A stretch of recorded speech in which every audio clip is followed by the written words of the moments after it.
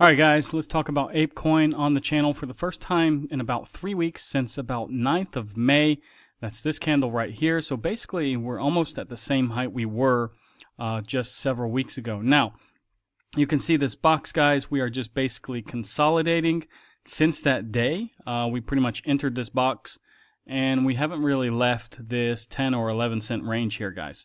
So we do have a resistance up here at about 68.5 cents still. We do have support down here at about 56.5 cents as well. Now, we also have not hit this target from this inverse head and shoulders that you do see here. That target is up here at about almost 78 cents. So, you know, maybe we don't hit it, guys, right away. I do think eventually we will hit it, of course. But you know, it's not looking like we're going to hit it probably anytime soon. I would say we still have two resistances to break, and we're getting a lot of news that's kind of holding us back right now. This may be more of a prolonged consolidation, and then we have to see if there's any other patterns or anything that are playing out. Now, let's take a look at the RSI real quick and the Stoke. I want to see if this has any strength in it at all left. Now, the daily time frame is actually about to turn to the upside here on the Stoke. It is pointed down, but you can see this is pretty much the low. The RSI is actually pointed up, but slightly here. Now, weekly time frame, let's take a look at this. It's pretty much overbought. That's not good. It's starting to curve down here. RSI is also slightly pointed to the downside, so that's not good either. Monthly time frame actually looks okay. Looks like it's about to come up here, and it's still pretty low, guys, so it has a long way to run. Now, the RSI is just kind of flat, not really doing much, but Stoke, yeah, it is coming up, you know, pretty heavily here. Now, the lower term time frames, let's look at this. Now, the 4 hour is about to get a little bit overheated here, but it's still not, and it can still run just a little bit, guys. But the RSI is turned down just a little bit there. Now, 1 hour time frame, pointed down pretty heavily on both RSI and the Stoke, so that's actually not that good. And 15-minute actually is pretty much oversold here, probably just about to turn back to the upside. And RSI is kind of flat, really. So what do I take from RSI and the Stoke, guys? It's pretty much a mixed bag here. I do expect maybe a little bit more prolonged, you know, sideways action here, kind of like this. Because it's such a mixed bag, guys. So let's take a quick look at the volume as well in the visible range here. Let's put this on a weekly time frame, and let's zoom out, guys. So if we do this, yeah, we are kind of in a bigger node, as you can see right here. There's a lot of, you know, trading that has taken place since the bottom up to about $1.50. Wow. So this is really huge, guys. Let me zoom out just a little bit more. Let's see if we can, yeah, I mean, it's going to take a long time to get through this.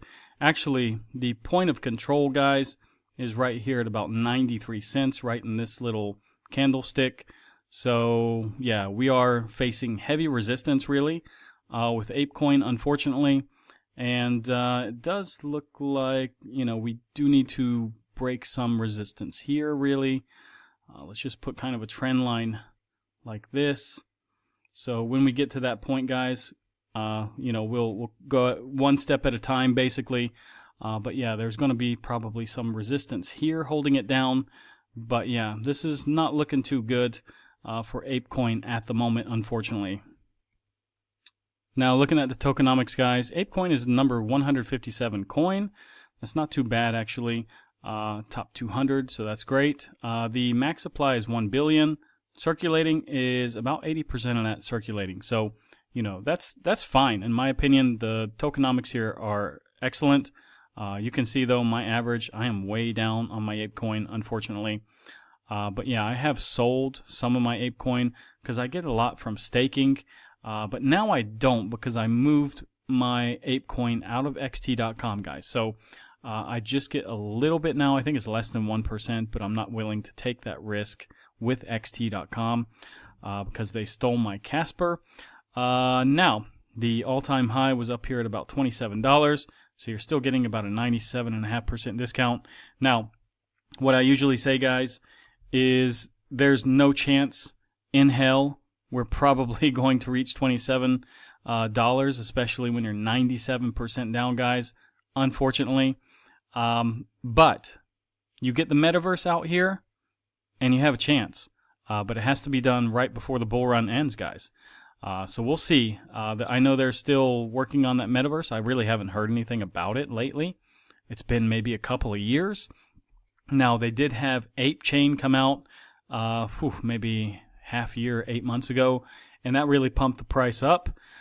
Probably should have taken some profit there and waited for a drop back, but hey, you just never know when this bull run is going to end. So, but there was no indicators hit at that time either. I probably, looking back in hindsight, yeah, it's easy to say we all should have sold then and bought more. Now, like I said, we do have a lot of news today, and we had Secretary of Commerce Lutnick come out and say tariffs are not going away, so this kind of affected the price of Bitcoin. We also had, Bitcoin just falling all weekend until this interview with Besant, and it said the U.S. will never default and Trump to talk to Z, and you can see, guys, it started to pump right after that news, and then we got this Truth Social post, guys, not too long ago. I think it's about an hour and a half or something like this. But yeah, it's from Donald Trump. And if the court somehow rule against us on tariffs, he says, which is not expected, that would allow other countries to hold our nation hostage, blah, blah, blah, blah, blah. So this is when Bitcoin started to go down. Now, it is picking itself up a little bit since that, came out about, like I said, I think about an hour and a half ago. If I put this on a 15-minute time frame, you'll kind of see that. So I think it was about here, maybe, possibly, that this news came out, and you can see it went down. But now we're getting a little bit of a pump. Now, keep in mind, we do need the weekly candle to close above 104.580. That would signal that this is support. So let's see. Let me put this on a weekly time frame just so you can see this right now. Let me zoom in. And yeah, we're barely above this, guys. A couple $100 right now. The same, we were last night, actually, at this point. So keep that in mind. We haven't really budged. But yeah, let's see what happens tonight. Of course, it would be best if we can get above 106, 241, but that's not going to happen. And we do have one more resistance up here at 111, 865. Now, the CME futures, guys, it is at 105, 130. So keep that in mind. Let me go back here. We're at 104, 809. So, like I said yesterday in the video, if you were going to long or short, you would probably long, but it's only several $100s here, guys. You're only talking about a $300, $400 gap. So, yeah, after that point, it can go either direction. Just have to kind of wait and see. So, yeah, 105, 130 is where CME will open tomorrow or tonight, actually. And Ethereum, guys, it is getting a bounce off this trend line. We can now see there's a clear trend line here, and that's pretty much holding up the price. Now, we do kind of have some equal lows almost here. The candles, yeah, this is actually maybe slightly higher than this low. So we do have a little bit higher low right now for Ethereum. It is hanging on also to 2506, so $2,500, and that's that's excellent. In my book, it's still trending up. So Ethereum just really in a consolidation, I can say. I don't think it's looking too bad at the moment. But yeah, let's see what happens, guys. Now, the total market cap, excluding Bitcoin, hanging on to 1.14 trillion. We have dipped down a couple of times in the past couple of days, but we've held on here, so that's actually good news. Now, dominance, guys. It actually ended up green last night. I can't believe it. We were, I think, red when I did the video, and we were under this line. But so far, guys, we are above this line, and that is not a good sign. Let's see how high this goes. The next point, of, I guess, contention would be around 65.37. If it breaks that, guys, probably it's going up to 70.43, unfortunately. Now, the altcoin season index, I refreshed this right before the video, guys. It came up, I think, maybe 4 points. I think it was at 16, but it's now a 20, so that's actually pretty good. But if the dominance is going up, I do expect this to go down. Now, the liquidation heat map, guys, it's actually pretty low. 156 million have been wrecked. A little bit more longs than shorts, though, unfortunately. But that's still pretty tame. 156 million is nothing. Now, fear and greed, 56. Yesterday, 50. Not really sure why it's going up. Nothing really happened over the weekend, so it's kind of strange that it went up 6 points here. The bull market peak indicators, I refreshed this right before the video. Still 0 from 30. Still 100% hold, guys.